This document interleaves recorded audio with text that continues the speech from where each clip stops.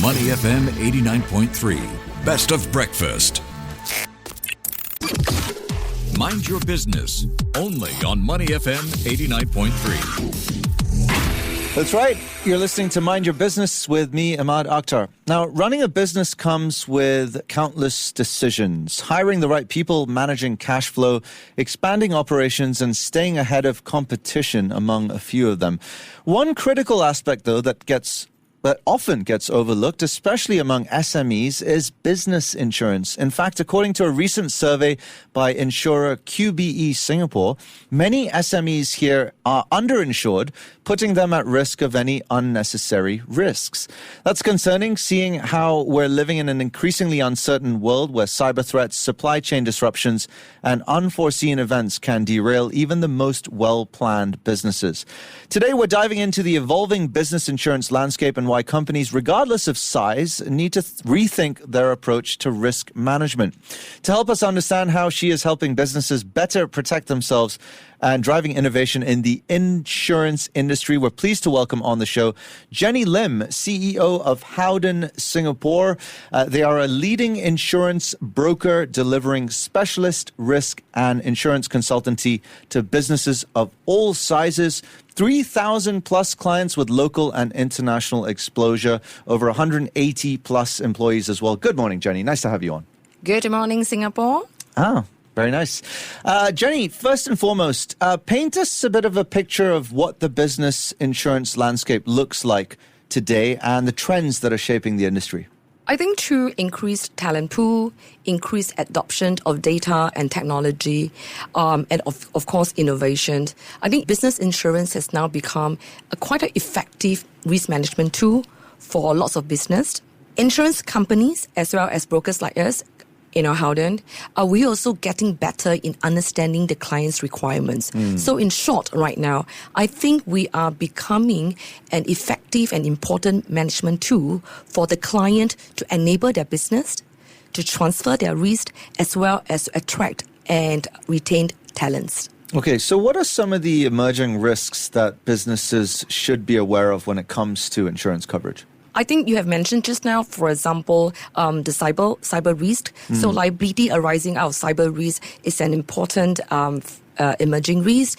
And there could be also loss of assets from political risk, as well as business interruption from climate change.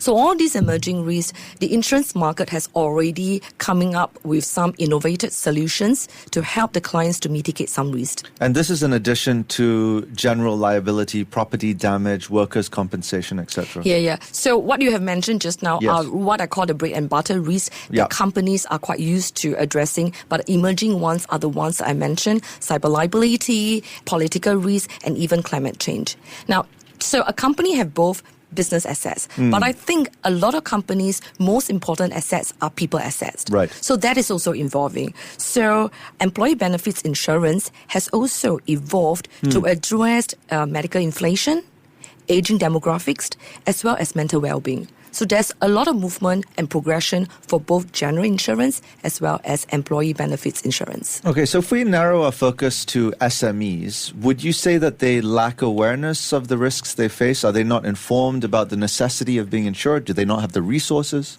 I think it's a combination. I think right now, if you look at SME, they are right now quite stretched on all fronts, resources as well as cost and profitability. So this put in quite a lot of constraints in the way right now they want to risk managed. So I think it's really about prioritizing. Do you want to focus on the short-term gains or you want to go for a long-term benefits? So I see it's a very challenging act to balance that both. For SMEs. And this is where I suppose Howden steps in. So what would you say sets you apart from traditional insurance brokers in the market? I think, first of all, Howden takes a risk review with our clients very, very seriously. So we make sure that whatever solutions we put forth to our clients, they are fit for purpose. We don't sell you more and we don't sell you less. Secondly, I think as a global business, we definitely enjoy the economies of scales and over 20,000 experts globally, and that will help to bring expertise, bring competitively priced insurance solutions to our clients anywhere in the world. In fact, one of our strengths is to help local business, which we have many, and partner them as a risk and insurance providers and help them grow regionally and globally. Okay, so who are your clients? Do they cut across industry verticals? Yeah, so if you look at revenue size, it goes from SME all the way to large and complex and multinationals. If you look at the industry, it could be from real estate, hospitality, governments, technology. So it's really quite a wide spectrum that we're servicing. Okay, and what kind of insurance packages do you offer your clients? Are they tiered?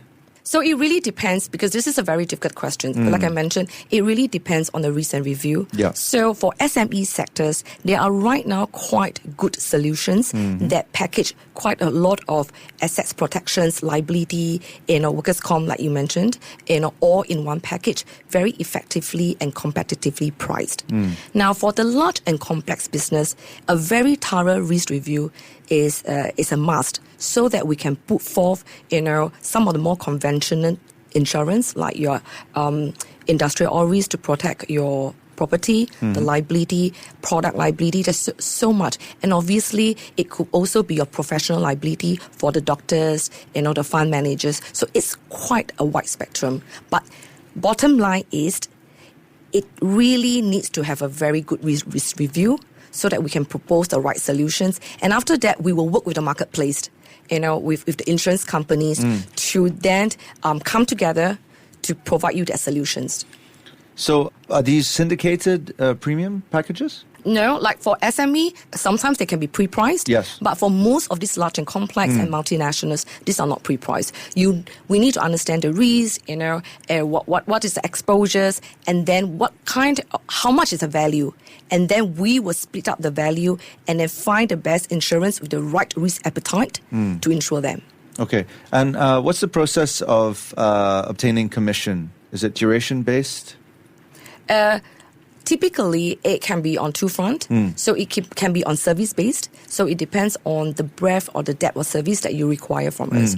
And it could also be a lot more straightforward from a premium-based. Okay. And these are contracts? Yes. Ranging anywhere from 1 to 2 years? So again, most commonly, yes, insurance contract with insurance companies typically are 1 year. So if there are projects that could be extended to multi-years. Right. But the most typical one, your health insurance, for example, is a Yes. yearly contract. Right. Now, the contract with insurance brokers like ourselves can actually go into multi-years. And in fact, because it's a partnership model, a lot of clients prefer to work with a single partner for a couple of years. And then they will then reevaluate again the services of the brokers and retender, and then you enter into a new contract a couple of years again. Right. So this is, for example, if within the scope of the contract, the risk profile of the client may change.